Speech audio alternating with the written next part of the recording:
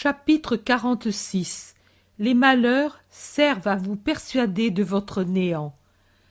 Jésus dit ensuite: Je ne te commente pas l'Évangile dans le sens où tous le commentent. Je vais t'éclairer ce qui précède le passage de l'Évangile. Pourquoi est-ce que je dormais? Est-ce que par hasard je ne savais pas que la bourrasque allait arriver?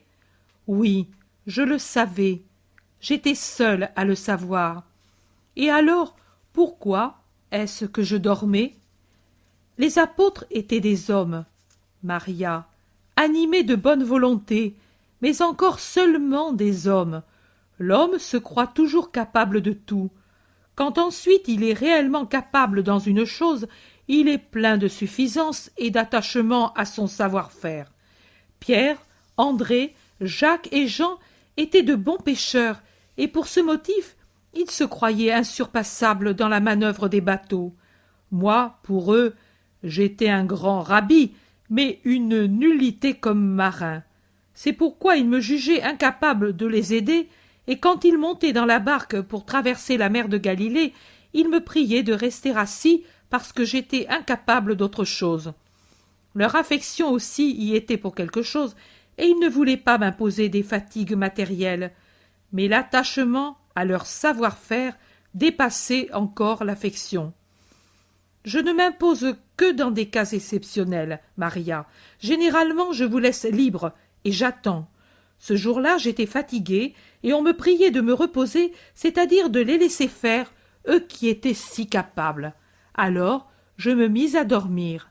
Dans mon sommeil se mêlait aussi cette constatation de ce que l'homme est homme, et qu'il veut agir par lui-même sans se rendre compte que Dieu ne demande qu'à l'aider. En ces sourds spirituels, en ces aveugles spirituels, je voyais tous les sourds et les aveugles spirituels qui, pendant des siècles et des siècles, iraient à leur ruine pour vouloir agir par eux-mêmes, alors que je suis penché sur leurs besoins en attendant qu'ils m'appellent à l'aide. Quand Pierre cria « Sauve-nous !» mon amertume tomba comme un caillou qu'on laisse aller. Je ne suis pas homme, je suis le Dieu homme. Je n'agis pas comme vous agissez. Vous, quand quelqu'un a repoussé votre conseil ou votre aide, et que vous le voyez dans l'embarras, même si vous n'êtes pas assez méchant pour vous en réjouir, vous l'êtes assez pour rester dédaigneux, indifférent à le regarder, sans vous émouvoir de son appel à l'aide. Par votre attitude, vous lui faites comprendre: quand j'ai voulu t'aider, tu n'as pas voulu. Maintenant, débrouille-toi. Mais moi, je suis Jésus, je suis le Sauveur, et je sauve, Maria, je sauve toujours dès qu'on m'appelle. Les pauvres hommes pourraient objecter: et alors, pourquoi permets-tu aux tempêtes isolées ou généralisées de se former? Si par ma puissance je détruisais le mal, quel qu'il soit, vous arriveriez à vous croire les auteurs du bien qui en réalité serait un don de ma part, et vous ne vous souviendriez plus jamais de moi. Jamais plus. Vous avez besoin, pauvre fils, de la douleur pour vous rappeler que vous avez un père, comme le fils prodigue qui se rappela qu'il avait un père quand il eut faim. Les malheurs servent à vous persuader de votre néant, de votre déraison, cause de tant d'erreurs, et de votre méchanceté, cause de tant de deuils et de douleurs, de vos fautes, cause de punitions que vous vous donnez à vous-même, et de mon existence, de ma puissance, de ma bonté. Voilà ce que vous dit l'Évangile d'aujourd'hui, votre Évangile de l'heure présente, pauvre fils. Appelez-moi. Jésus ne dort que parce qu'il est angoissé de vous voir sans amour pour lui. Appelez-moi, et je viendrai. Dommage que vous ne soyez pas venu aujourd'hui. Vous auriez vu un visage de béatitude, et j'aurais pu savoir en quoi je change, car Paola dit qu'elle s'en aperçoit, bien que je continue à travailler, et même plus rapidement que jamais. Mais elle ne sait pas expliquer davantage. Au moins saurais-je me contrôler et, à l'occasion, faire comme Moïse, me mettre un voile sur le visage. Chapitre 47. Les possédés géraséniens. Jésus, après avoir traversé le lac du nord-ouest au sud-est, recommande à Pierre de débarquer près d'Hippo. Pierre obéit sans discuter. Il descend avec la barque jusqu'à l'embouchure d'un petit fleuve que les pluies de printemps et un récent orage ont rempli et rendu bruyant, et qui débouche dans le lac par une gorge resserrée et rocheuse comme toute la côte en ce point. Les garçons gardent les barques. Il y en a un par barque, et reçoivent l'ordre d'attendre jusqu'au soir pour le retour à Capharnaüm. « Et soyez muets comme des poissons si l'on vous interroge, » conseille Pierre. « Si quelqu'un vous demande où est le maître, répondez avec assurance « Je ne sais pas ». La même chose si on veut savoir où il s'est dirigé. C'est la vérité. Vous ne le savez pas. On se sépare, et Jésus entreprend l'escalade d'un sentier abrupt qui grimpe presque à pic sur le rocher.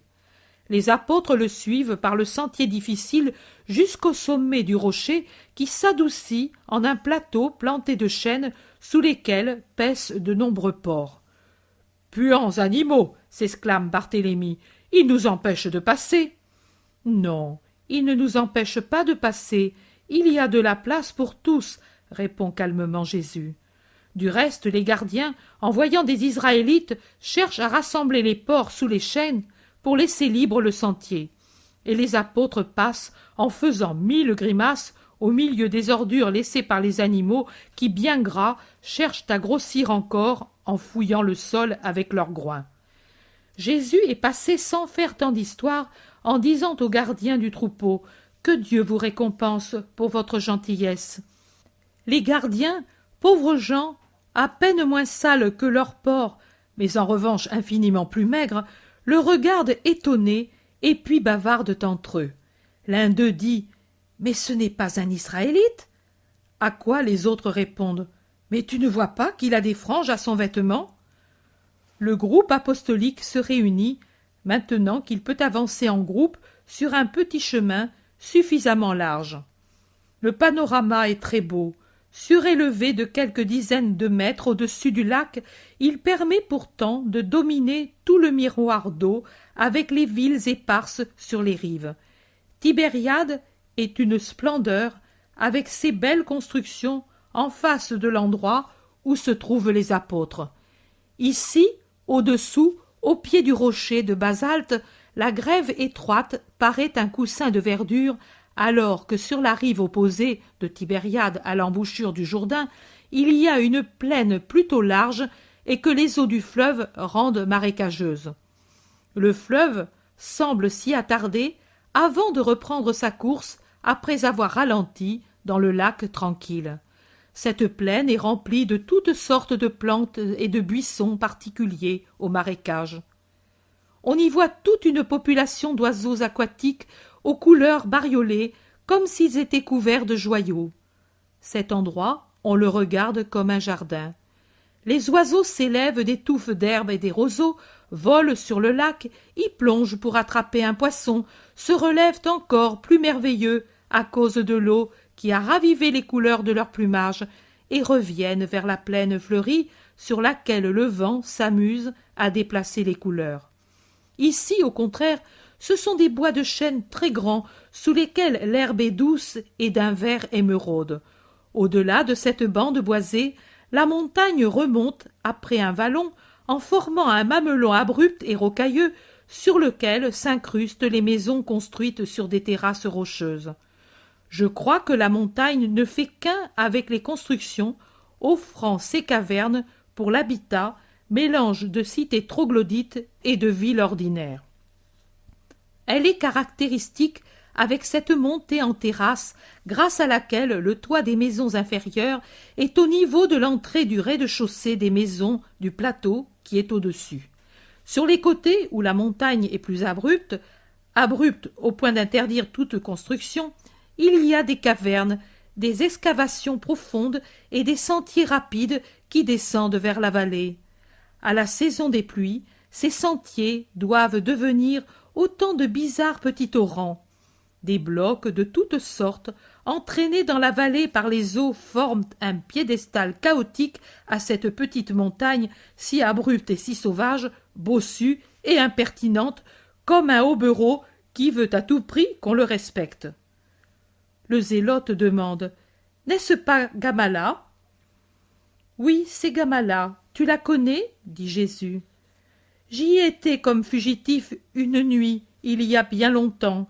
Après la lèpre est venue, et je ne suis plus sorti des tombeaux. » Pierre demande « On t'a poursuivi jusqu'ici ?» « Je venais de la Syrie, où j'étais allé chercher refuge, mais ils me découvrirent, et seule la fuite en ces terres empêcha ma capture. Après, je suis descendu lentement et toujours menacé jusqu'au désert de Tekua, et de là, désormais lépreux, à la vallée des morts. La lèpre me sauvait de mes ennemis. « Ils sont païens, n'est-ce pas, ces gens-là » demande l'Iscariote. « Presque tous. Quelques Hébreux pour le trafic, et puis un mélange de croyants et de gens tout à fait incroyants. Pourtant, ils n'ont pas été mauvais avec moi qui étais fugitif. »« Un pays de bandits ! Quelle gorge !» s'exclament plusieurs. « Oui, mais croyez-le, il y a davantage de bandits de l'autre côté, » dit Jean, encore impressionné par la capture du Baptiste. « De l'autre côté, il y a des bandits, même parmi ceux qu'on appelle justes, » ajoute son frère. Jésus prend la parole. « Et pourtant, nous les approchons sans dégoût, alors qu'ici, vous avez fait des grimaces pour passer près des animaux. Ils sont impurs. Le pécheur l'est beaucoup plus. Ces bêtes sont faites ainsi, et ce n'est pas leur faute si elles sont ainsi faites. L'homme, au contraire, est responsable d'être impur par suite du péché. » Philippe demande « Mais alors, pourquoi ont-ils été classés par nous comme impurs ?» Une fois, j'y ai fait allusion. À cette classification, il y a une raison surnaturelle et une raison naturelle. La première, c'est d'enseigner au peuple élu la manière de vivre en ayant présent à son esprit son élection et la dignité de l'homme, même dans une action commune comme celle de manger. Le sauvage se nourrit de tout. Il lui suffit de s'emplir le ventre. Le païen, même s'il n'est pas sauvage, mange également de tout, sans penser que la suralimentation fomente les vices et les tendances qui avilissent l'homme. Les païens cherchent même à arriver à cette frénésie du plaisir qui pour eux est presque une religion. Les plus cultivés parmi vous sont au courant des fêtes obscènes en l'honneur de leur Dieu qui dégénèrent en une orgie de luxure. Le Fils du peuple de Dieu doit savoir se maîtriser et par l'obéissance et la prudence se perfectionner lui-même en pensant à son origine et à sa fin, Dieu et le ciel. La raison naturelle, d'autre part, enjoint de ne pas exciter le sang par des nourritures qui amènent à des élans passionnels indignes de l'homme. L'amour, même charnel, ne lui est pas interdit, mais il doit toujours le tempérer par la fraîcheur de l'âme qui tend au ciel. Ce doit donc être l'amour, et non la sensualité qui unit l'homme à sa compagne, dans laquelle il voit sa semblable et non une femelle. Mais les pauvres bêtes ne sont coupables ni d'être des porcs, ni des effets que la chair de porc peut à la longue produire dans le sang. Moins encore les hommes qui sont préposés à leur garde. S'ils sont honnêtes, quelle différence y aura-t-il dans l'autre vie entre eux et le scribe penché sur ses livres et qui malheureusement n'y apprend pas la bonté? En vérité, je vous dis que nous verrons des gardiens de porcs parmi les justes et des scribes parmi les injustes. Mais qu'est-ce que c'est que ce fracas? Tout le monde s'écarte du flanc de la montagne parce que des pierres et de la terre roulent et bondissent sur la pente, et on regarde étonné. « Voici, voici, là-bas, 2 hommes complètement nus qui viennent vers nous en gesticulant, des fous !» Ou des possédés, répond Jésus à l'Iscariote, qui le premier a vu les 2 possédés venir vers Jésus. Ils doivent être sortis de quelque caverne dans la montagne. Ils crient. Le plus rapide à la course se précipite vers Jésus. Il semble un étrange gros oiseau plumé, tant il est rapide, ramant avec ses bras comme si c'étaient des ailes. Il s'abat aux pieds de Jésus en criant « Te voilà ici, maître du monde! Qu'ai-je à faire avec toi, Jésus, fils du Dieu Très-Haut? Est-elle déjà venue l'heure de notre châtiment? Pourquoi es-tu venu nous tourmenter avant le temps ?» L'autre possédé, soit que sa langue soit liée, soit que le démon le paralyse, ne fait que se jeter à plat ventre par terre et pleurer, et puis, s'étant assis, il reste comme inerte, jouant avec des cailloux et avec ses pieds nus. Le démon continue de parler par la bouche du premier qui se tord par terre dans un paroxysme de terreur. On dirait qu'il veut réagir et ne peut qu'adorer, attirer et repousser en même temps par la puissance de Jésus. Il crie « Je t'en conjure, au nom de Dieu, cesse de me tourmenter, laisse-moi partir !» Oui, mais hors de celui-ci, esprit immonde, sors de ces hommes et dis ton nom. Légion, c'est mon nom, car nous sommes nombreux. Nous les possédons depuis des années, et par eux nous brisons cordes et chaînes, et il n'est pas de force d'homme qui puisse résister. À cause de nous, ils sont une terreur, et nous nous servons d'eux pour que les gens te blasphèment. Nous nous vengeons sur eux de ton anathème. Nous abaissons l'homme au-dessous de la bête fauve pour qu'on se moque de toi. Il n'est pas de loup, de chacal ou d'hyène, pas de vautour ni de vampire semblable à ceux que nous tenons. Mais ne nous chasse pas, l'enfer est trop horrible. Sortez, au nom de Jésus, sortez. Jésus a une voix de tonnerre et ses yeux dardent des éclairs. Laisse-nous au moins entrer dans ce troupeau de porcs que tu as rencontré. Allez. Avec un cri bestial, les démons quittent les 2 malheureux et à travers un tourbillon de vent qui fait ondoyer les chênes comme des herbes, ils s'abattent sur les porcs très nombreux. Les animaux se mettent à courir comme des possédés à travers les chênes avec des cris vraiment démoniaques. Ils se heurtent, se blessent, se mordent et enfin se précipitent dans le lac lorsque, arrivés à la cime de la haute falaise, ils n'ont plus pour refuge que l'eau qu'elle domine. Pendant que les gardiens, bouleversés et désolés, hurlent d'épouvante, les bêtes, par centaines, avec des bruits sourds, se précipitent dans les eaux tranquilles où ils produisent des tourbillons d'écume. Ils coulent, reviennent en surface, se retournent, montrant leurs panses rondes ou leurs museaux pointus avec des yeux terrifiés, et finalement se noient. Les bergers courent en criant vers la ville. Les apôtres, arrivés sur le lieu du désastre, reviennent en disant « Il n'y en a pas eu un seul de sauvé. Tu leur as rendu un bien mauvais service. » Jésus calmement répond « Mieux vaut que périssent 2 milliers de porcs qu'un seul homme. Donnez un vêtement à ces gens-là, ils ne peuvent pas rester ainsi. » Le zélote ouvre un sac et donne un de ses vêtements. Thomas donne le second. Les 2 hommes sont encore un peu étourdis, comme s'ils sortaient d'un lourd sommeil plein de cauchemars. Donnez-leur de la nourriture, qu'ils recommencent à vivre en hommes. Pendant que les 2 mangent le pain et les olives qu'on leur a donnés et boivent à la gourde de Pierre, Jésus les observe. À la fin, il parle. « Qui es-tu » dit l'un. « Jésus de Nazareth. »« Nous ne te connaissons pas » dit l'autre. « Votre âme m'a connu. Levez-vous maintenant et rentrez chez vous. » Nous avons beaucoup souffert, je crois, mais je ne me rappelle pas bien. Qui est celui-là ? Demande celui que le démon faisait parler. Et il montre son compagnon. Je ne sais pas. Il était avec toi.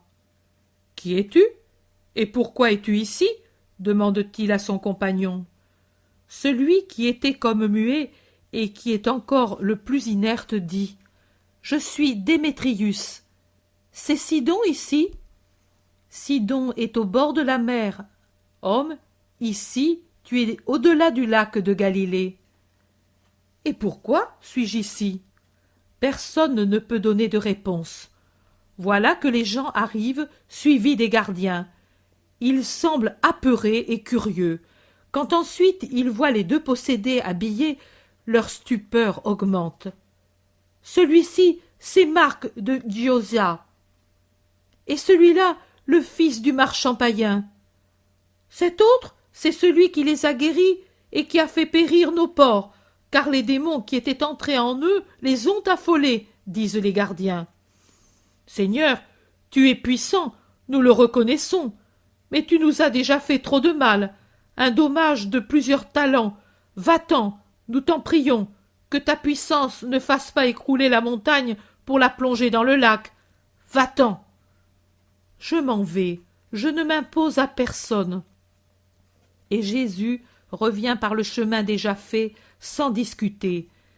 Vient, derrière les apôtres, le possédé qui parlait. Derrière, à distance, plusieurs habitants de la ville pour voir s'il part réellement. Ils suivent à nouveau le sentier rapide et reviennent à l'embouchure du petit torrent près des barques. Les habitants restent sur la berge à regarder. Le possédé, délivré, descend derrière Jésus. Dans les barques, les garçons sont épouvantés. Ils ont vu la pluie de porcs qui tombait dans le lac et regardent encore les corps qui surnagent toujours plus nombreux, toujours plus gonflés, avec leurs panses arrondies à l'air et leurs courtes pattes raidies, fixées comme des pieux sur une masse de lard. « Mais qu'est-ce qui est arrivé ?» demande-t-il. Pierre dit « Nous allons vous le dire. Maintenant, détachez les amarres et partons. »« Où, Seigneur ?» ?»« Dans le golfe de Tariché. » L'homme qui les a suivis, maintenant qu'il les voit monter dans les barques, dit en suppliant « Prends-moi avec toi, Seigneur !»« Non, rentre chez toi, les tiens ont le droit de t'avoir. Parle-leur de grandes choses que t'a faites le Seigneur et comment il a eu pitié de toi. Cette région a besoin de croire. Allume les flammes de la foi par reconnaissance pour ton Seigneur. Va, adieu. Réconforte-moi au moins par ta bénédiction, que le démon ne me reprenne pas. Ne crains pas, si tu ne le veux pas, il ne reviendra pas. Mais je te bénis. Va en paix.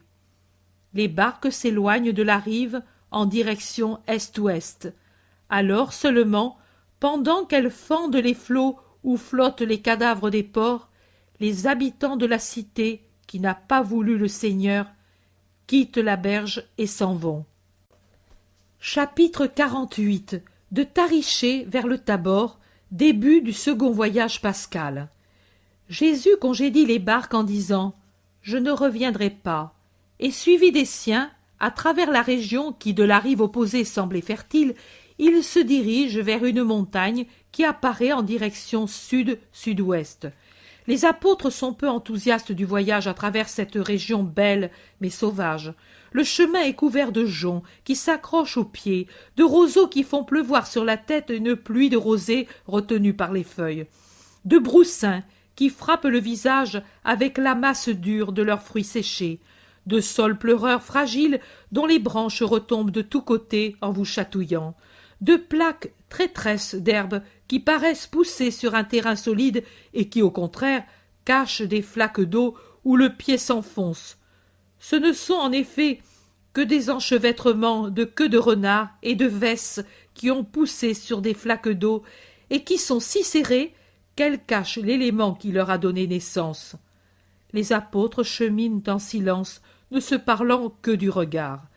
Jésus, de son côté, paraît merveilleusement heureux au milieu de cette verdure aux mille couleurs, de toutes ces fleurs qui rampent, qui se tiennent droites, qui s'agrippent pour montrer, qui tendent de jolis festons parsemés de légers liserons d'un rose mauve très léger, qui font un gentil tapis d'azur par les milliers de corolles des myosotis, des marais, qui ouvrent la coupe parfaite de la corolle blanche, rosée ou bleue, au milieu des larges feuilles plates des nénuphars. Jésus admire les panaches des roseaux de marée, soyeux et emperlés de rosée, et il se penche ravi pour observer la délicatesse des queues de renard qui couvrent l'eau d'un voile émeraude. Jésus s'arrête extasié devant les nids que les oiseaux construisent en un joyeux aller et venir agrémenté de trilles, voletant, s'empressant joyeusement, le bec plein de brins de foin, d'ouates prises au roseau, de flocons de laine arrachés aux haies qui les avaient arrachés aux troupeaux en migration. Il semble le plus heureux du monde. Le monde, où est-il avec ses méchancetés, sa fausseté, ses douleurs, ses embûches? Le monde est au-delà de cette oasis de verdure verte et fleurie, où tout parfume, resplendit, rit, chante. Ici, c'est la terre créée par le Père et que l'homme n'a pas profanée. Et ici, on peut oublier l'homme. Il veut faire partager son bonheur aux autres, mais il ne trouve pas un accueil favorable. Les cœurs sont fatigués et exacerbés par tant de malveillance. Il la reporte sur les choses et même sur le maître en un mutisme qui ressemble à l'immobilité de l'air avant un orage. Seul le cousin Jacques, le zélote et Jean s'intéressent à ce qui intéresse Jésus. Mais les autres sont seulement absents, pour ne pas dire hostiles. Peut-être, pour ne pas jaser, ils gardent le silence entre eux, mais intérieurement ils doivent parler, trop parler même. C'est justement une plus vive exclamation admirative devant le joyau vivant d'un pigeon qui vient en volant apporter à sa compagne un petit poisson d'argent qui les fait parler. Jésus dit « Mais peut-il y avoir rien de plus gentil ?» Pierre répond « De plus gentil, peut-être, mais je t'assure que la barque, c'est plus pratique. Ici, il y a de l'eau aussi, mais par contre, ce n'est pas confortable. » Moi, je préférerais le chemin des caravanes à ce jardin, s'il te plaît de l'appeler ainsi, et je suis tout à fait d'accord avec Simon, dit l'Iscariote. Le chemin des caravanes, c'est vous qui ne l'avez pas voulu, répond Jésus. Barthélemy grommelle. Eh bien sûr, mais moi, je n'aurais pas cédé aux Géraséniens. J'aurais quitté cet endroit, mais j'aurais continué ma route au-delà du fleuve, en continuant par Gadara, Pella, et toujours en descendant. Son grand ami Philippe termine. Les routes appartiennent à tout le monde. Enfin, et nous pouvions y passer nous aussi. Ami, ami, je suis tellement affligé, j'ai une telle nausée. N'augmentez pas ma peine avec vos mesquineries. Laissez-moi chercher un peu de réconfort dans les choses qui ne connaissent pas la haine. Le reproche, par sa douce tristesse, touche les apôtres. Tu as raison, maître, nous sommes indignes de toi. Pardonne notre sottise. Tu es capable de voir ce qui est beau parce que tu es saint et que tu regardes avec les yeux du cœur. Nous, pauvres chairs, nous n'écoutons que cette chair. Mais ne t'en soucie pas. Crois bien que même si nous étions dans un paradis, sans toi ce serait triste, mais avec toi, oh, c'est toujours beau pour le cœur, ce sont les membres qui s'y refusent, murmurent-ils nombreux. Nous allons sortir d'ici, et nous allons trouver un terrain plus pratique, même s'il est moins frais, promet Jésus. Pierre demande « Où allons-nous précisément ?» Donnez la Pâque aux gens qui souffrent. Je voulais le faire depuis un certain temps. Je n'ai pas pu. Je l'aurais fait au retour en Galilée. Maintenant qu'on nous oblige à suivre des routes que nous n'aurions pas choisies, je vais bénir les pauvres amis de Jonas. Mais nous allons perdre du temps. La Pâque est proche. Il y a toujours des retards pour des raisons diverses. Un autre chœur de lamentation s'élève vers le ciel. Je ne sais comment Jésus peut avoir tant de patience. Il dit, sans faire de reproche à personne, « Je vous en prie, ne m'apportez pas d'obstacles. Comprenez mon besoin d'aimer et d'être aimé. Je n'ai que ce réconfort sur la terre, aimer et faire la volonté de Dieu. » « Et nous y allons d'ici » N'était-ce pas plus beau d'y aller par Nazareth? Si je vous l'avais proposé, vous vous seriez rebellé. Personne ne me croira dans ces parages, et je le fais pour vous, qui avez peur. Peur? Ah non, nous sommes prêts à combattre pour toi. Priez le Seigneur de ne pas vous mettre à l'épreuve. Je vous sais bagarreur, rancunier, avec la manie de vous en prendre à ceux qui m'attaquent, de mortifier le prochain. Tout cela, je le sais. Mais que vous soyez courageux, je ne le sais pas. Pour moi, je m'en serais allé, et même seul, par la route ordinaire, et rien ne me serait arrivé, car ce n'est pas l'heure. Mais j'ai pitié de vous, mais j'obéis à ma mère, et, oui, même cela. Mais je ne veux pas blesser le pharisien Simon, je ne les blesserai pas, mais eux me blesseront. Thomas dit, et d'ici, où passe-t-on? Je ne connais pas cette région. Nous rejoignons le Tabor, nous le longeons en partie, et en passant près d'Andorre, nous allons à Naïm, de là, dans la plaine d'Esdrelon.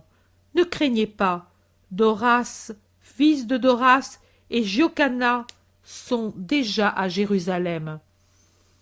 Oh, ce sera beau! On dit que du sommet, à un certain point, on voit la grande mer, celle de Rome. Cela me plaît tant. Tu nous amènes la voir? Jean prit Jésus avec son beau visage d'enfant tourné vers lui. « Pourquoi as-tu tant de plaisir à la voir ?» lui demande Jésus en le caressant. « Je ne sais pas, parce qu'elle est grande et qu'on n'en voit pas la fin. Elle me fait penser à Dieu. Quand nous avons été sur le Liban, j'ai vu la mer pour la première fois parce que je n'avais jamais été ailleurs que le long du Jourdain ou sur notre petite mer. Et j'ai pleuré d'émotion, tant d'azur, tant d'eau, et qui ne déborde jamais. Quelle chose merveilleuse! Et les astres qui sur la mer dessinent des routes lumineuses. Oh, ne riez pas de moi, je regardais le chemin d'or du soleil jusqu'à en être ébloui, le chemin argenté de la lune jusqu'à n'avoir plus dans les yeux que son éclatante blancheur. Et je les voyais se perdre dans le lointain. Ces chemins me parlaient, ils me disaient « Dieu est dans ce lointain infini ». Et ce sont les chemins de feu et de pureté qu'une âme doit suivre pour aller à Dieu. Viens, plonge-toi dans l'infini en ramant sur ces deux chemins, et tu trouveras l'infini. Thaddée, admiratif, dit « Tu es poète, Jean !» Je ne sais pas si c'est de la poésie, je sais que cela m'enflamme le cœur. Jacques de Zébédée observe. Mais la mer, tu l'as vue aussi à Césarée et à Ptolémaïs, et de bien près. Nous étions sur la rive. Je ne vois pas la nécessité de faire tant de chemin pour voir une autre étendue de mer. Au fond, nous sommes nés sur l'eau. Et nous y sommes aussi maintenant, malheureusement, s'exclame Pierre, qui, distrait un moment pour écouter Jean, n'a pas vu une flaque traîtresse et s'y est enfoncé copieusement. On rit, et Pierre le premier. Mais Jean répond, c'est vrai, mais d'en haut c'est plus beau, on voit plus large et plus loin, on pense plus haut et plus vaste, on désire, on songe, et vraiment Jean rêve déjà. Il regarde devant lui, sourit à son rêve. On dirait une rose carnée, humide, d'une très fine rosée, tant sa police éclair de jeunes blonds prend un velouté carné couvert d'une légère sueur qui le fait encore plus semblable à un pétale de rose. Que désires-tu? À quoi rêves-tu? Demande doucement Jésus à son préféré. On dirait un père qui interroge doucement son cher petit qui parle dans un doux sommeil. C'est vraiment à l'âme de Jean que Jésus parle, tant sa question se fait douce pour ne pas déchirer le rêve amoureux. Je désire aller sur cette mer infinie, vers d'autres terres qui sont au-delà. Je désire y aller pour parler de toi. Je rêve d'un voyage à Rome, en Grèce, vers des lieux ténébreux pour y apporter la lumière, pour que ceux qui vivent dans les ténèbres prennent contact avec toi et vivent en communion avec toi, lumière du monde. Je rêve à un monde meilleur, de le rendre meilleur en te faisant connaître, c'est-à-dire par la connaissance de l'amour qui crée la bonté, qui rend pur, qui rend héroïque un monde où l'on s'aime en ton nom, par-dessus la haine, par-dessus le péché, la chair, le vice de l'esprit, par-dessus l'or, par-dessus toute chose, élève ton nom, la foi en toi, ta doctrine. Je rêve d'être avec ces frères, mes frères, et d'aller à travers la mer de Dieu sur des chemins de lumière pour te porter, toi, comme autrefois ta mère t'a porté parmi nous quand tu venais des cieux. Je rêve d'être le petit enfant qui, ne connaissant autre chose que l'amour, est tranquille, même devant les tourments, et chante pour réconforter les adultes qui réfléchissent trop, et qui va de l'avant à la rencontre de la mort avec un sourire, à la rencontre de la gloire avec l'humilité de celui qui ne sait pas ce qu'il fait, mais qui sait seulement qu'il va vers toi, amour. Les apôtres ont retenu leur respiration durant l'extatique confession de Jean. Arrêtés là où ils étaient, ils regardent le plus jeune qui parle avec ses yeux voilés par les paupières, comme par un voile jeté sur l'ardeur qui s'élève de son cœur.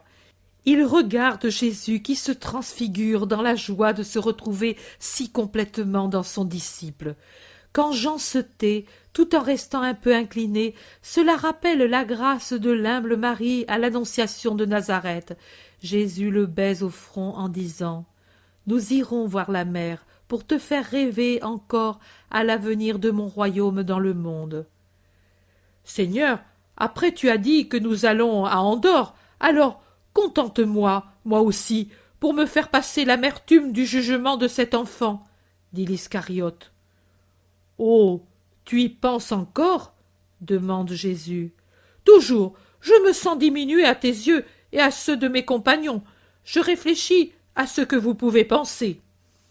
Comme tu te fatigues le cerveau pour rien, pour moi, je ne pensais même plus à cette bagatelle, et pour les autres, c'était sûrement la même chose. C'est toi qui en ramènes le souvenir. Tu es un enfant habitué seulement aux caresses, et la parole d'un enfant t'est apparue comme la condamnation d'un juge. Mais ce n'est pas cette parole que tu dois craindre, mais plutôt ta conduite et le jugement de Dieu. Mais pour te persuader que tu m'es cher, comme avant, comme toujours, je te dis que je vais te faire ce plaisir. Que veux-tu voir à Andorre? C'est un pauvre endroit parmi les rochers. Je te le dirai. Conduis-moi-y. C'est bien, mais attention à ne pas en souffrir après. Si celui-ci ne peut souffrir de voir la mer, je ne peux subir de dommages de voir Andorre. Voir? Non, mais c'est le désir de ce que tu cherches à voir en voyant qui peut te faire du mal. Mais nous irons. Ils reprennent la route en direction du Tabor, dont la masse apparaît toujours plus proche, alors que le sol se dépouille de son aspect marécageux, devient solide et a une végétation plus clairsemée, faisant place à des plantes plus élevées ou à des buissons d'aubépines et de ronces qui rient avec leurs frondaisons nouvelles et leurs fleurs précoces. Chapitre 49. À Andorre, dans la grotte de la sorcière. Conversion de Félix qui reçoit le nom de Jean. Le Tabor est maintenant derrière les voyageurs, déjà dépassé. À travers une plaine enclose entre cette montagne et une autre qui est en face, le groupe chemine en parlant de l'ascension que tout le monde a faite. Pourtant, il semble qu'au début, les plus âgés voulaient se l'épargner. Mais maintenant, tous sont contents d'être allés jusqu'au sommet. Le cheminement est aisé, car on est sur une route de grande communication assez pratique. L'heure est fraîche, car j'ai l'impression qu'ils ont passé la nuit sur les pentes du Tabor. « C'est Andorre, dit Jésus en montrant du doigt un pauvre pays agrippé au premier contrefort de cet autre groupe montagneux. Tu veux vraiment y aller? Si tu veux me faire plaisir. Allons-y alors. Mais cela fera beaucoup de chemin? Demande Barthélemy, qui, à cause de son âge, ne doit pas être très partisan des excursions panoramiques. Oh non, mais si vous voulez rester, dit Jésus. Judas se hâte de dire « Oui, oui, vous n'avez qu'à rester. Il me suffit d'y aller avec le maître. » Pierre dit « Voilà, je voudrais savoir ce qu'il y a de beau à voir avant de décider. Au sommet du Tabor, nous avons vu la mer, et après le discours du garçon, je dois reconnaître que je l'ai bien vu pour la première fois, et je l'ai vu comme toi, tu vois, avec le cœur. Ici, je voudrais savoir s'il y a quelque chose à apprendre, et alors je viens, même si je dois me fatiguer. » Tu les entends? Tu n'as pas encore dit tes intentions. Par gentillesse pour tes compagnons, dis-les maintenant, dit Jésus. N'est-ce pas à Andorre que Saül voulut aller pour consulter la pythonisse? Oui. Eh bien, maître, j'aimerais y aller et t'entendre parler de Saül. Oh alors, j'y viens moi aussi, s'exclame Pierre enthousiaste. Alors, allons-y. Ils font rapidement le dernier tronçon de la route principale et la laissent pour un chemin secondaire qui porte directement à Andorre.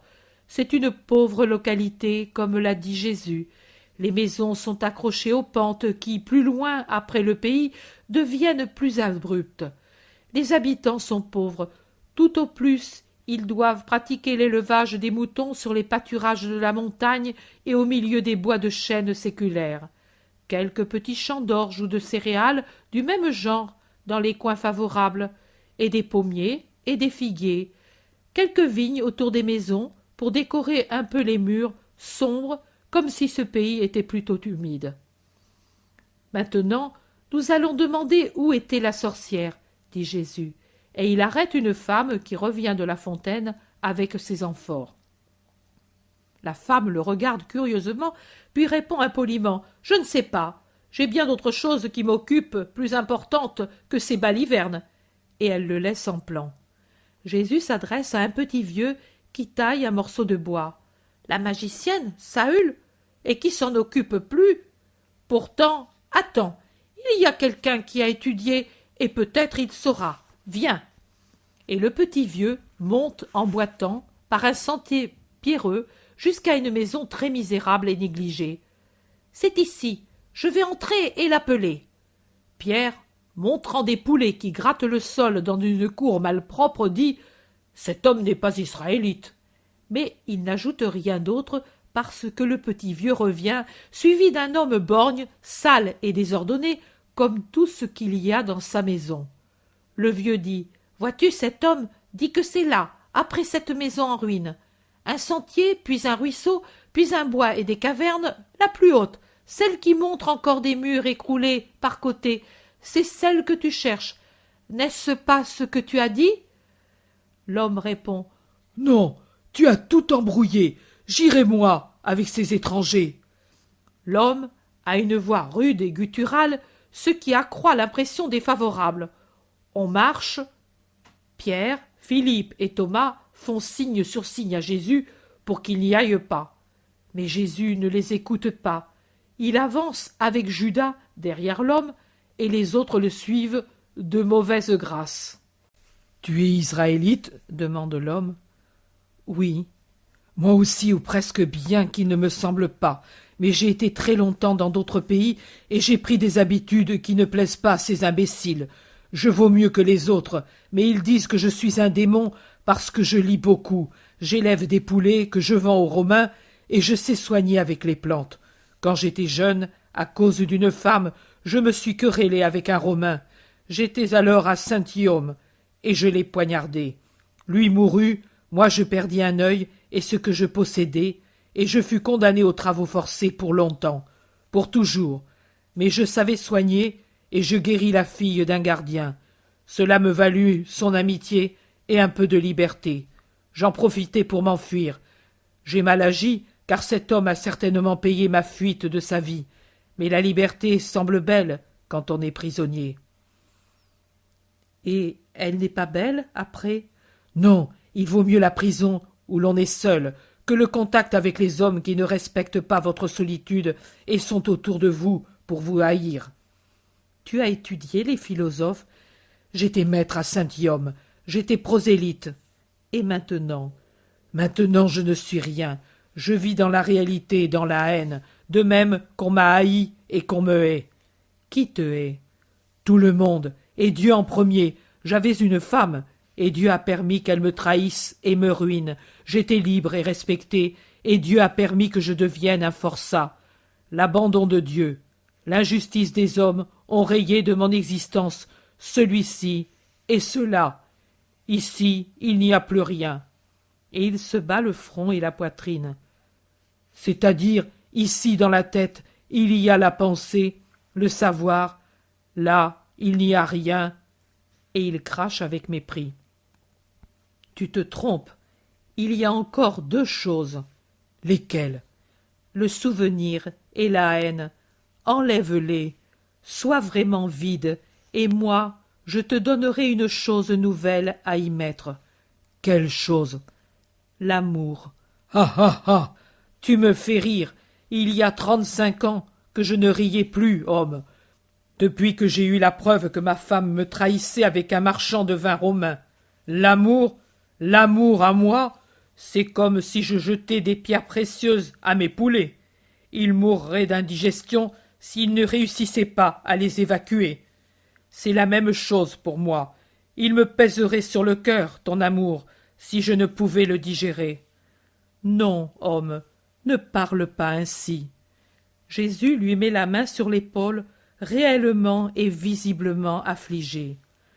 L'homme le regarde de son œil unique, et ce qu'il voit dans ce visage doux et très beau le rend muet et change son expression.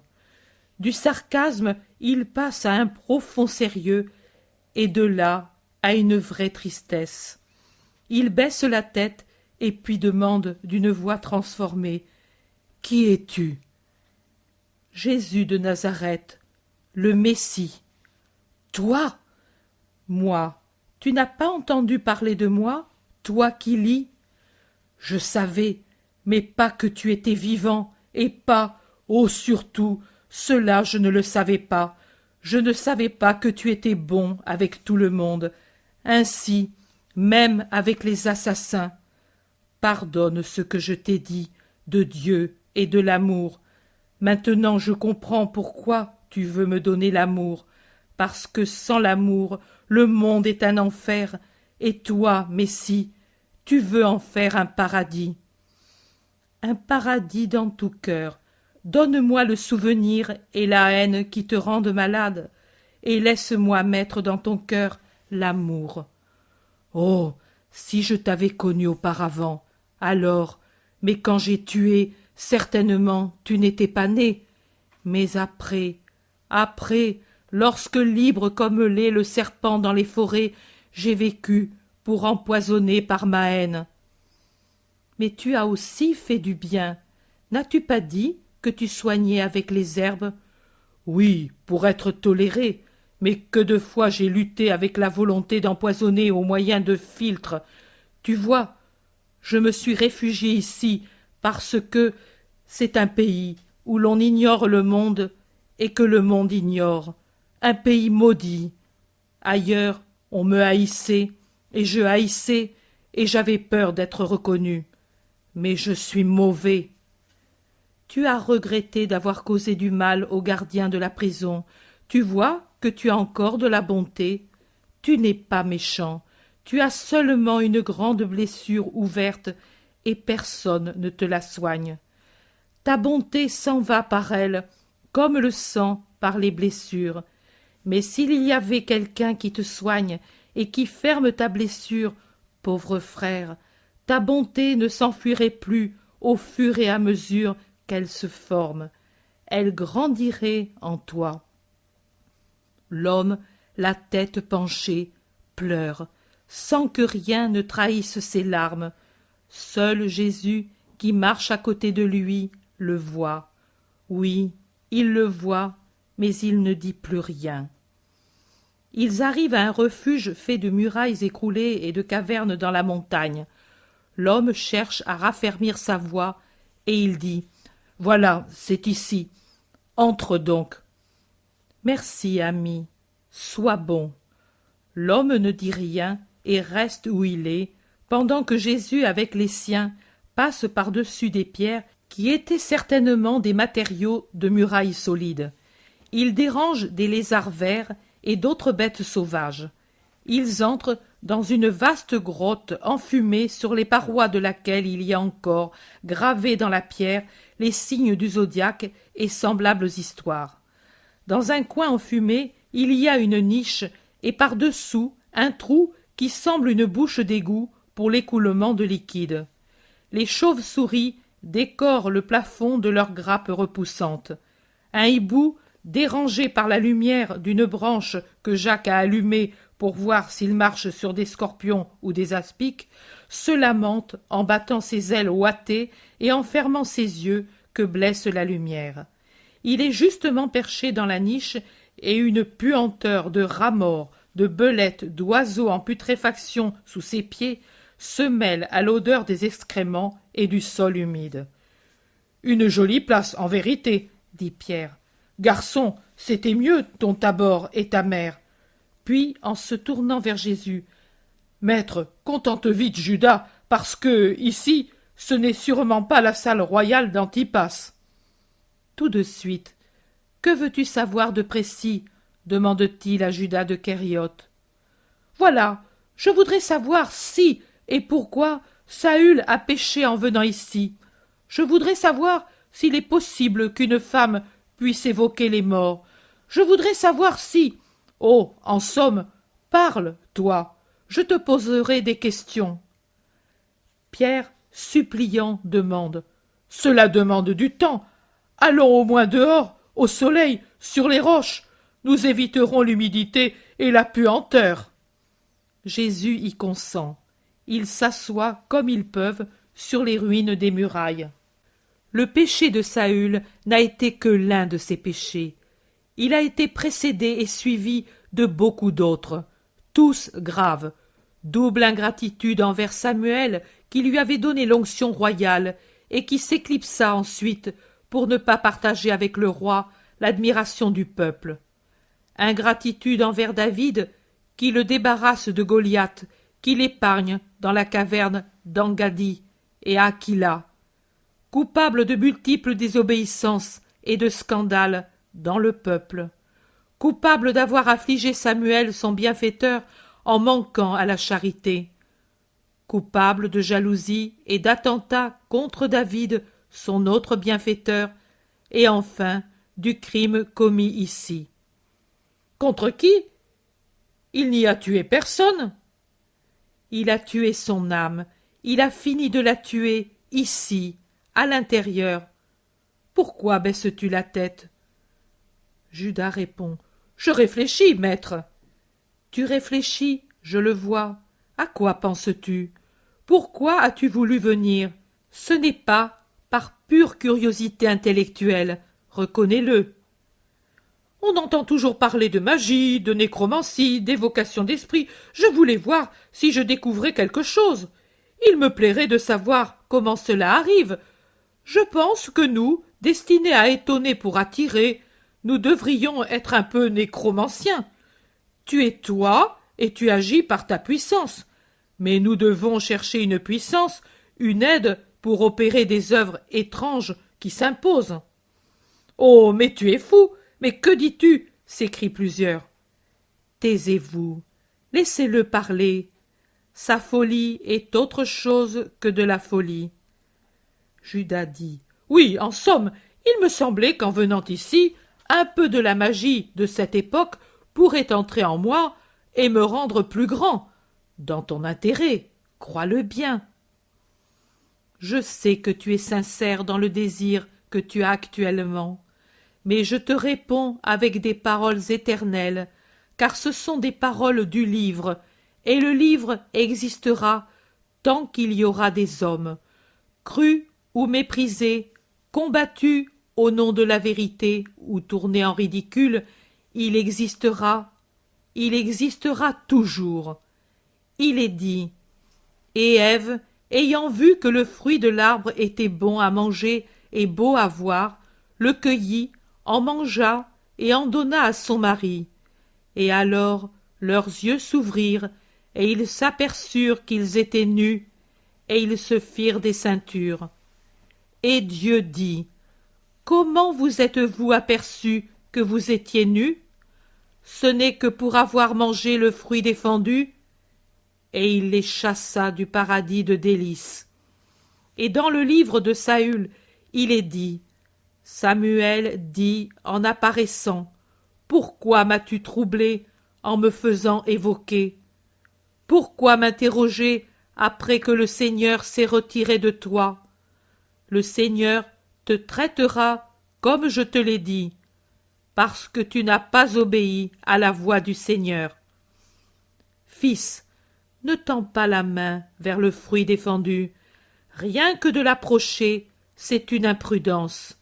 Ne sois pas curieux de connaître ce qui est au-delà de la terre, de peur d'être victime du poison satanique. Fuis l'occultisme et ce qui ne s'explique pas.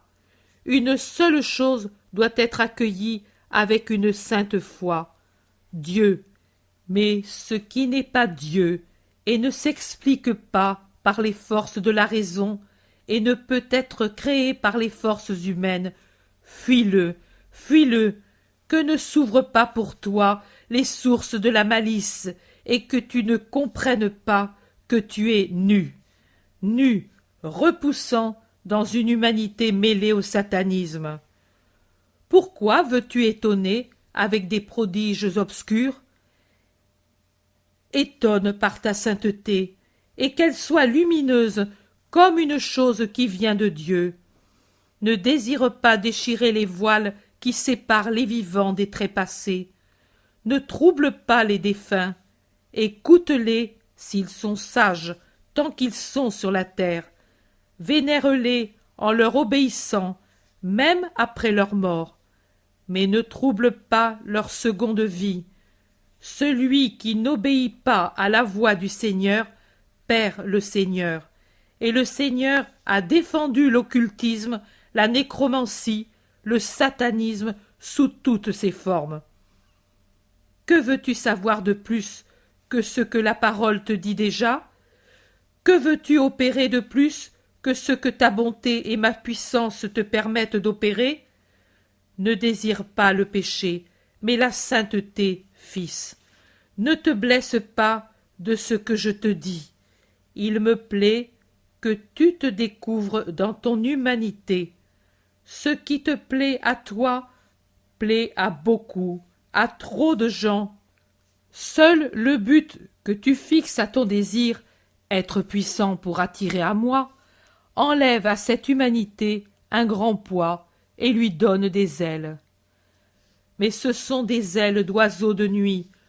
Non, mon Judas, mais des ailes lumineuses, des ailes d'ange à ton esprit. Ce n'est qu'avec leur vent que tu attireras les cœurs, que tu les transporteras dans ton sillage vers Dieu. Pouvons-nous partir? Judas dit, « Oui, maître, je me suis trompé. » Non, tu as été un chercheur. Le monde en sera rempli. Viens, viens, sortons de ce lieu de puanteur. Allons vers le soleil. Dans quelques jours ce sera Pâques, et ensuite nous irons chez ta mère. C'est elle que j'évoque pour toi, ta maison honnête, ta mère sainte. Oh, quelle paix! Comme toujours, le souvenir de sa mère, les louanges du maître pour sa mère, rassénèrent Judas. Ils sortent des ruines et descendent par le sentier déjà parcouru. L'homme borgne est encore là. Ici, encore, demande Jésus en affectant de ne pas remarquer son visage que les larmes ont rougi. L'homme dit, « Ici, si tu me le permets, je te suis. J'ai une chose à te dire. » Viens donc avec moi. Que veux-tu me dire?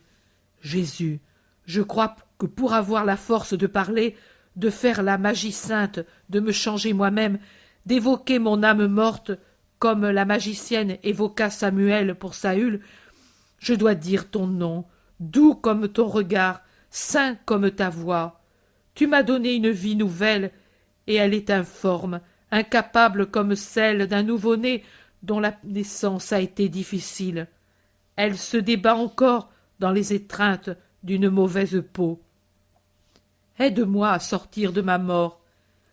Oui, ami, moi j'ai compris d'avoir encore un peu d'humanité dans mon cœur.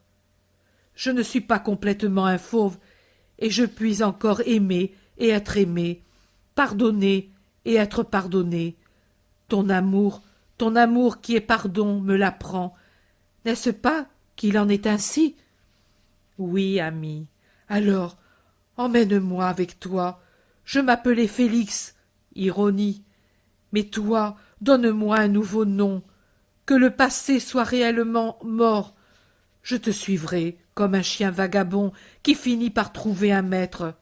Je serai ton esclave si tu veux, mais ne me laisse pas seul. Oui, ami.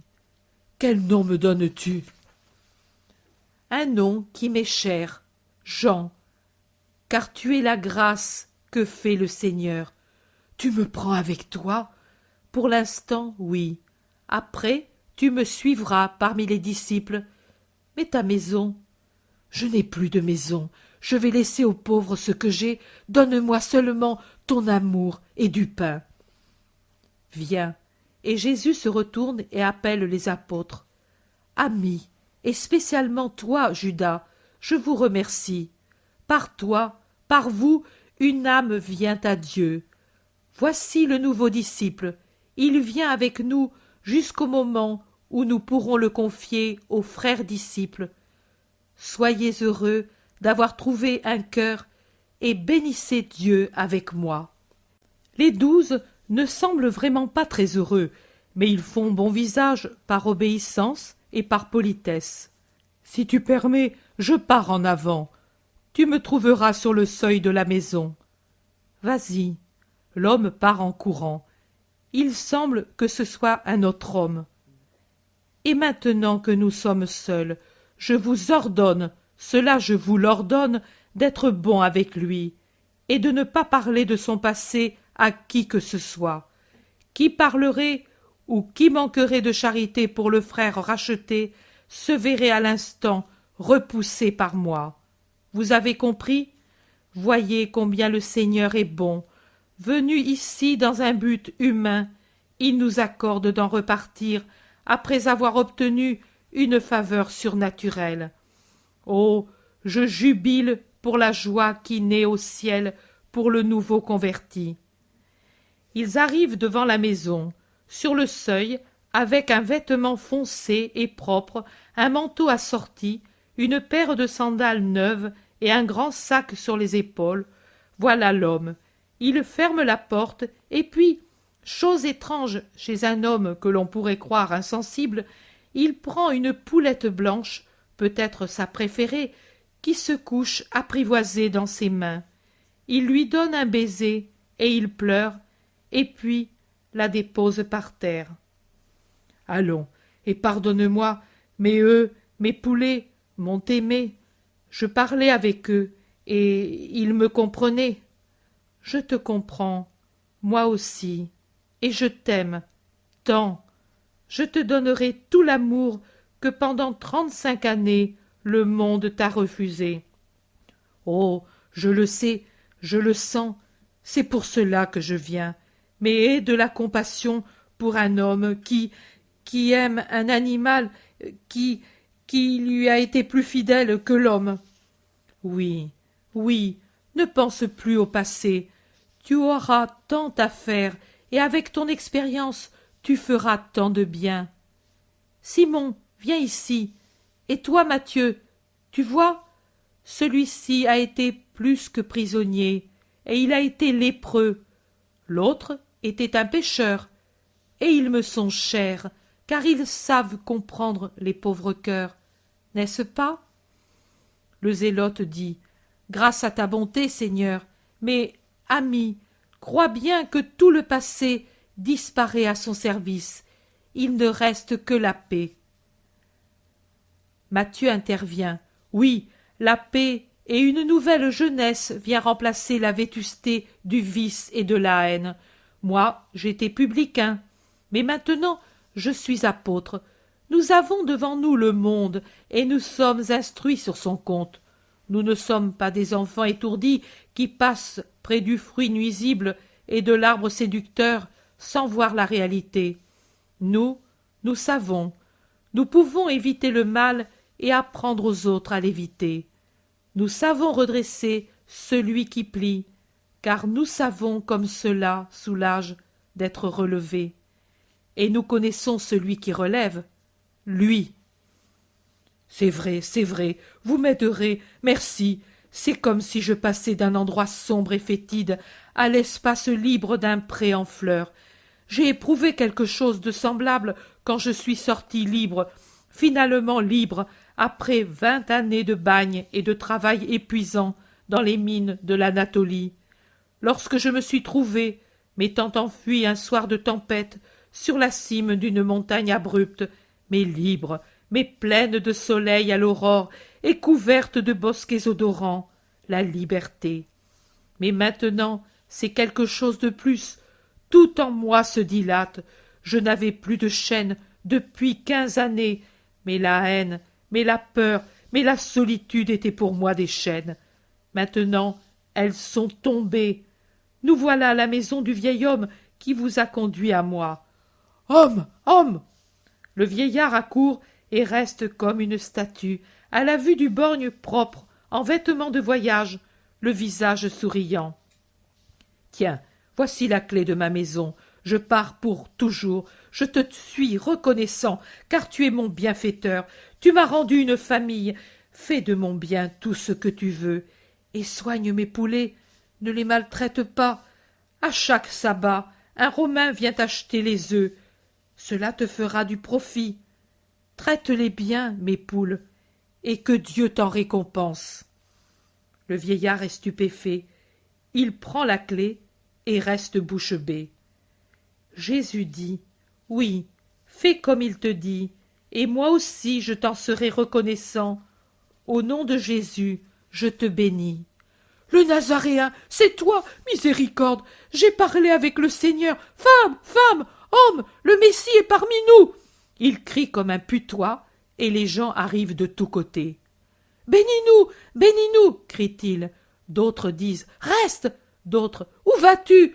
Dis-nous au moins où tu vas. À Naïm, je ne puis rester. Nous te suivons, veux-tu? Venez, et à ceux qui restent, paix et bénédiction. Ils s'en vont vers la grande route et la prennent.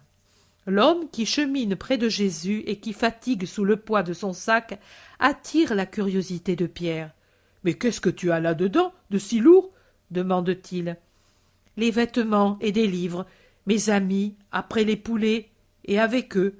Je n'ai pu m'en séparer, et c'est lourd. »« Et la science cela pèse, bien sûr. Et à qui cela plaît ? Ils m'ont empêché de devenir fou.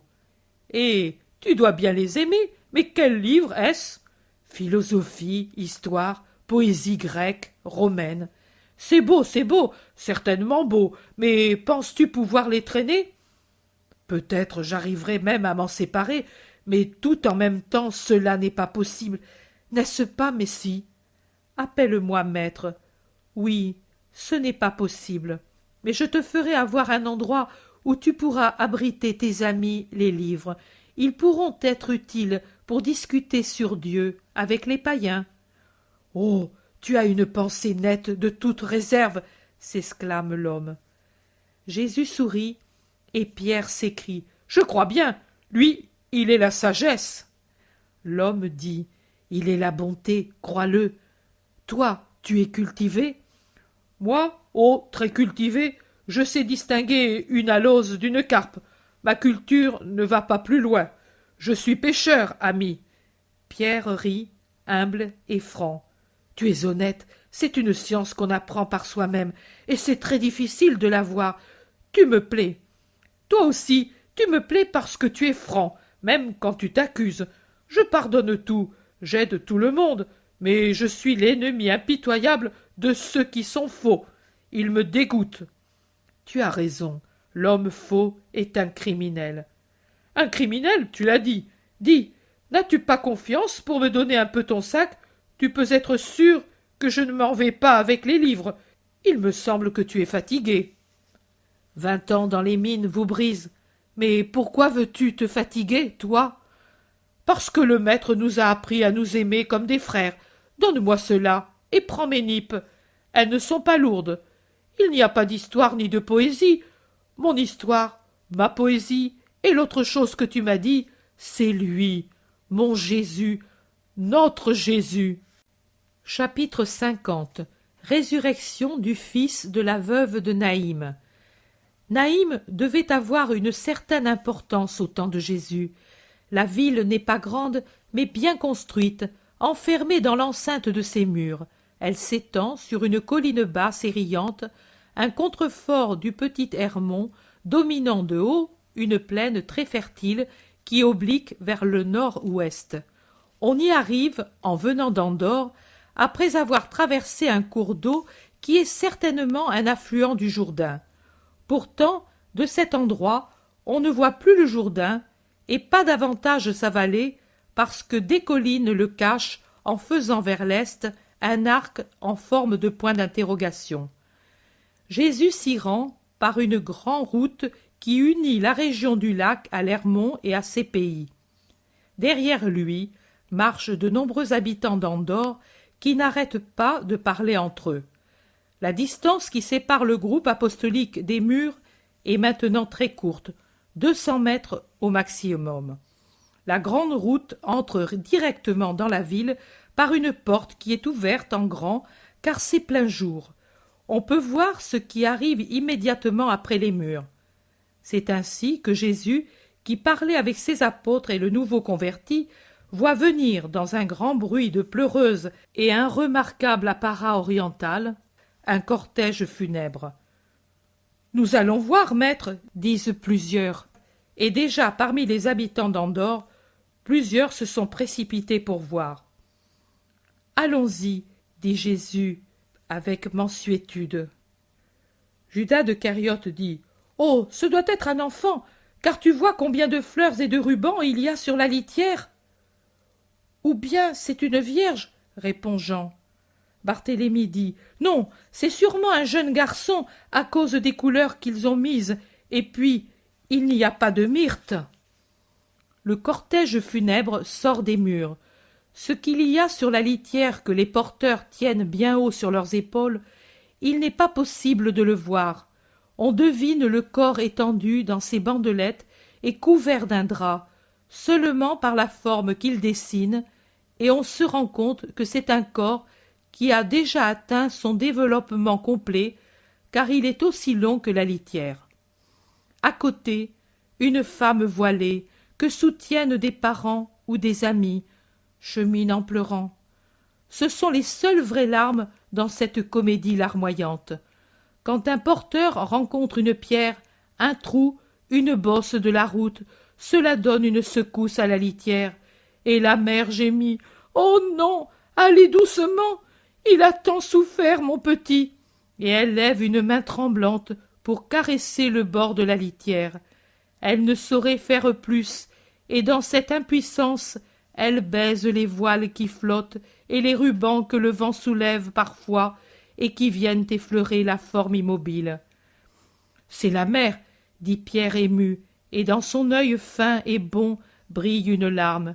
Mais il n'est pas le seul à avoir les larmes aux yeux devant ce déchirement. Le zélote, André, Jean et jusqu'au toujours jovial Thomas ont dans les yeux la lueur d'une larme. Tous sont profondément émus. Judas Iscariote murmure « Si c'était moi, ô ma pauvre mère !» Jésus a dans les yeux une douceur indicible, tant elle est profonde. Il se dirige vers la litière. La mère sanglote plus fort, car le cortège tourne en direction du tombeau déjà ouvert. Voyant que Jésus va toucher la litière, elle l'écarte violemment.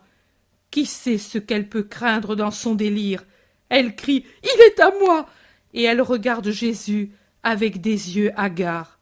« Je le sais, mère, il est à toi. C'est mon fils unique.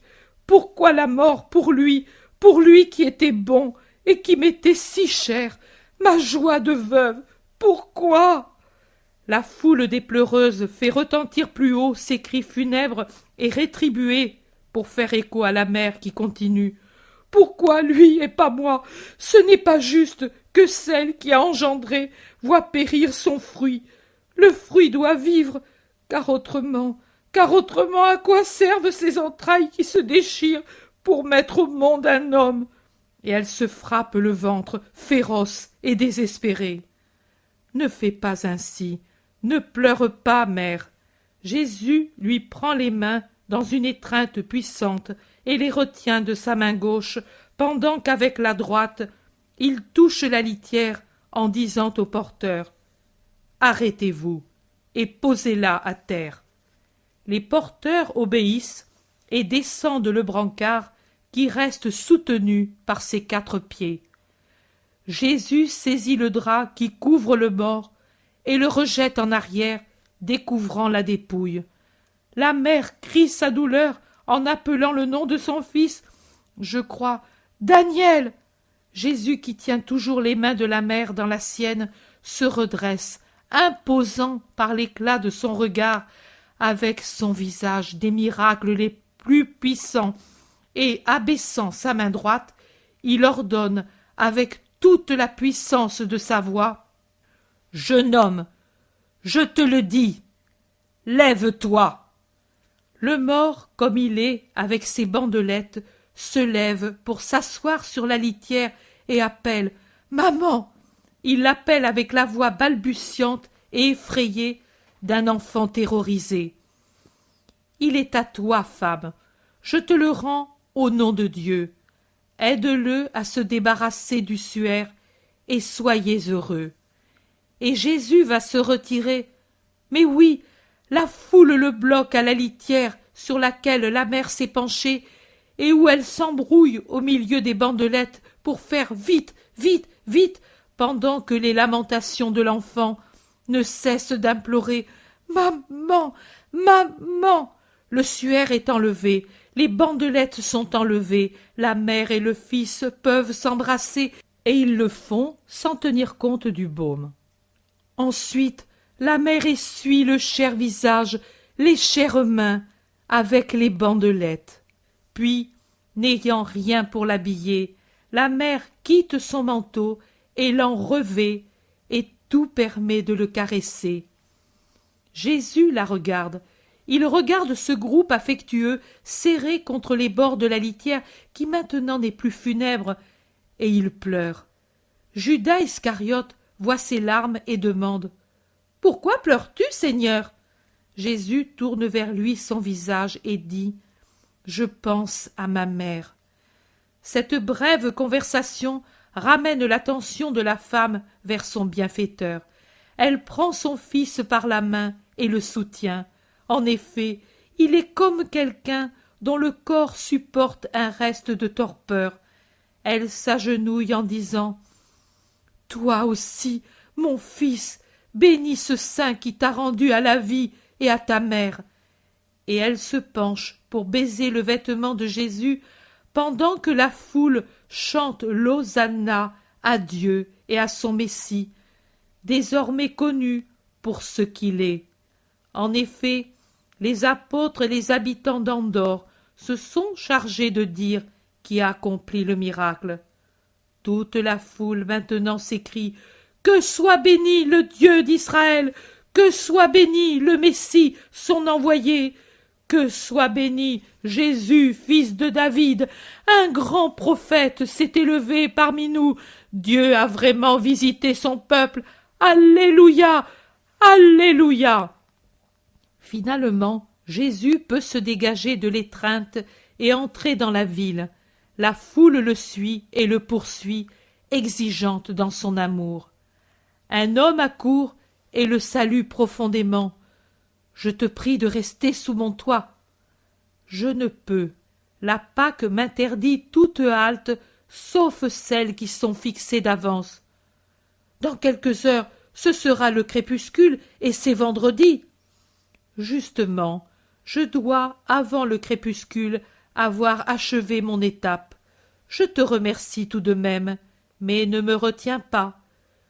Mais je suis le chef de la synagogue. Et avec cela, tu veux dire que tu en as le droit. Homme, il suffisait que je m'attarde 1 heure, et cette mère n'aurait pas recouvré son fils. Je vais où d'autres malheureux m'attendent. Ne retarde pas leur joie par égoïsme. Je viendrai certainement une autre fois, et je resterai avec toi. À Naïm, plusieurs jours. Pour l'instant, laisse-moi aller. L'homme n'insiste plus. Il dit seulement « C'est dit, je t'attends. » Oui, la paix soit avec toi et avec les habitants de Naïm. À vous aussi d'Andorre, paix et bénédiction. Retournez à vos maisons. Dieu vous a parlé par le miracle. Faites qu'il arrive en vous, à force d'amour, autant de résurrection au bien qu'il y a de cœur.